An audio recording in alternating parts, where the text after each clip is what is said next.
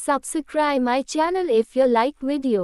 Voyager प्रथम अंतरिक्ष यान एक 72 किलो का रोबोटिक अंतरिक्ष प्रश्न था। इसे 5 सितंबर 1977 को लॉन्च किया गया था। वॉयेजर एक अंतरिक्ष शोध यान एक 850 किलो वजन का मानव अनुपयोगी यान है जिसे हमारे सौर मंडल और उसके बाहरी खोज के लिए प्रस्तुत किया गया था। यह भी मार्च 207 कार्य चल रहा है। ये नासा का सबसे महंगा अभियान है।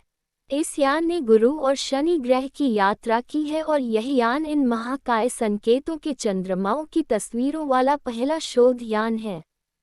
वॉयेजर एक मानव निर्मित सबसे दूर स्थित एक गतिशील वस्तु है और यह पृथ्वी और सूर्य दोनों से दूर अनंत अंतरिक्ष में अब भी गतिशील है। न्यू होराइजन्स रिसर्च यान जो इसके बंद होने के बाद वॉयेजर 1 की तुलना में कम स्पीड से चल रहा था, इसलिए वह कभी भी वॉयेजर 1 को पीछे नहीं छोड़ेगा।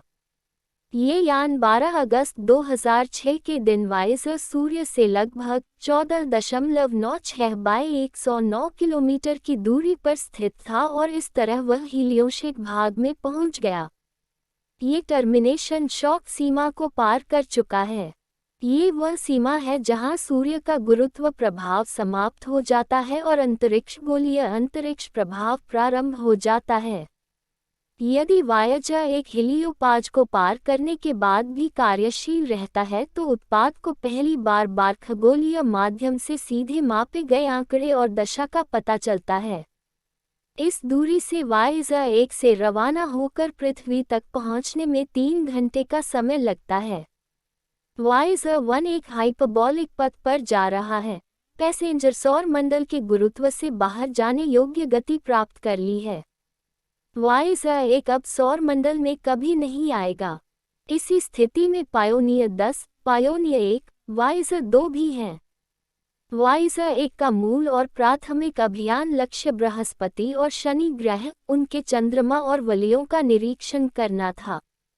इसके बाद का उद्देश्य हीलियोपाज की खोज, सौर वायु तथा अंतर्खगोलीय माध्यम के सामंजस्य का मापन है।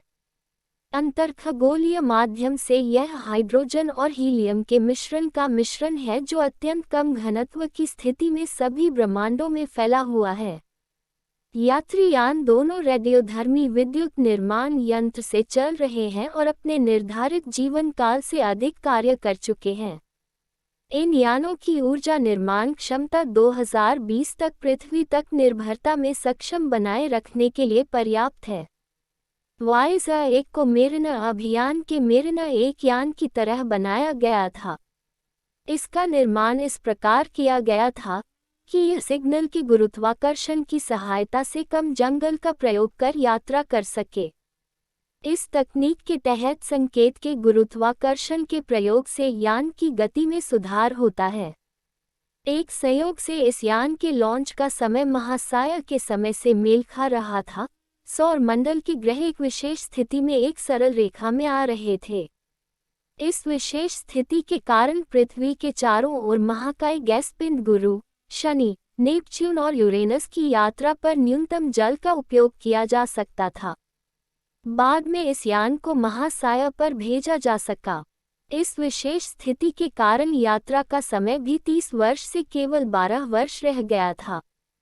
5 सितंबर 1977 को NASA Cape Canaveral space centre से टाइटन 3 सेंटार रॉकेट द्वारा वॉयेजर 1 को वॉयेजर 2 से कुछ देर बाद सेवानिवृत्त हो गया।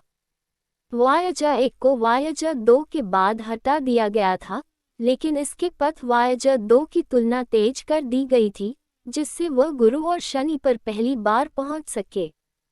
12 अगस्त 2006 की स्थिति के अनुसार वॉयेजर सूर्य से 100 खगोलीय इकाई की दूरी पर थी। ये भी प्राकृतिक सौर पिंड से भी दूरी पर है। सेडना 90,377 भी सूर्य से 90 खगोलीय इकाई की दूरी पर था। वॉयेजर 1 से आने वाले संकेत जो प्रकाश से यात्रा करते हैं पृथ्वी तक पहुंच में 13.8 घंटे ले रहे हैं।